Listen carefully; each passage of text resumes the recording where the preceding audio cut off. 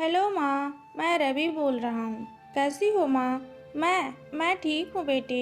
ये बताओ तुम और बहू दोनों कैसे हो? हम दोनों ठीक हैं। माँ, आपकी बहुत याद आती है।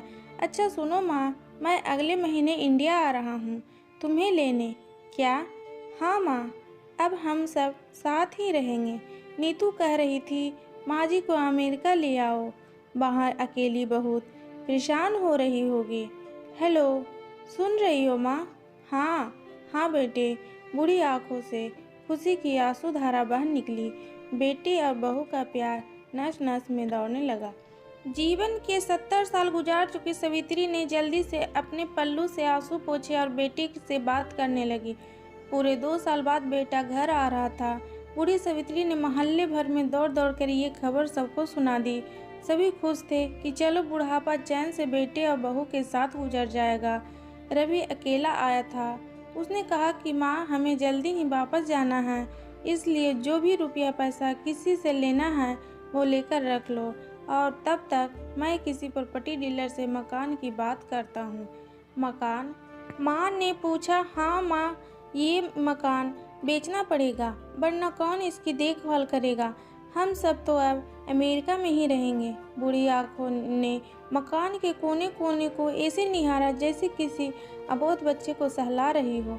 आनन फानन और औने पौने दाम में रवि ने मकान बेच दिया। सवित्री देवी ने वो जरूरी सामान समेटे जिससे उनको बहुत ज़्यादा लगाव था। रवि टैक्सी मंगवा चुका था। एयरपोर्ट पहुंचकर रवि ने कहा, माँ तुम यहाँ बैठो, मैं अंदर जाकर सामान की जांच और बोर्डिंग और वीज़ा का काम निपटा लेता हूँ। ठीक है बेटे। सवित्री देवी वहीं पास की बेंच पर बैठ गई। काफ़ी समय बीत चुका था। बाहर बैठी सवित्री देवी बार बार उस दरवाजे की तरफ देख रही थी जिसमें रवि गया था, लेकिन अभी तक बाहर नहीं आया।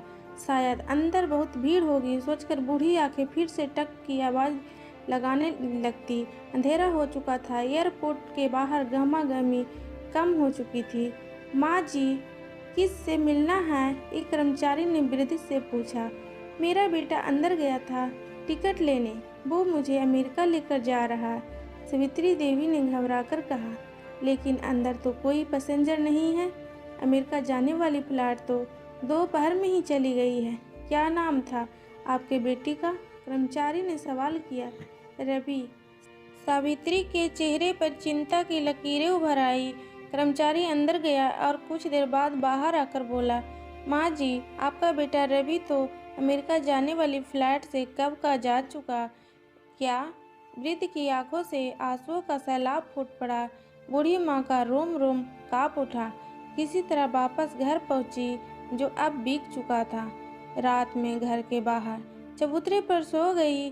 सुबह हुई तो दयालु मकान मालिक ने एक कमरा रहने को दे दिया। पति की पेंशन से घर का किराया और खाने का काम चलने लगा। समय गुजरने लगा। एक दिन मकान मालिक ने वृद्ध से पूछा, माँ जी, क्यों नहीं आप अपने किसी रिश्तेदार के यहाँ चली जाएं? अब आपकी उम्र भी बहुत हो गई है, अकेली कब तक रह पाएंगी?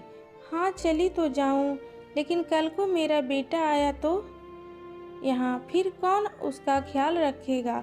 आँख से आंसू आने लगा। दोस्तों, माँ बाप का दिल कभी मत दुखाना, माँ तो माँ होती है।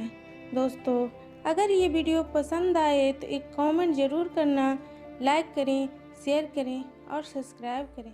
Bye bye friend.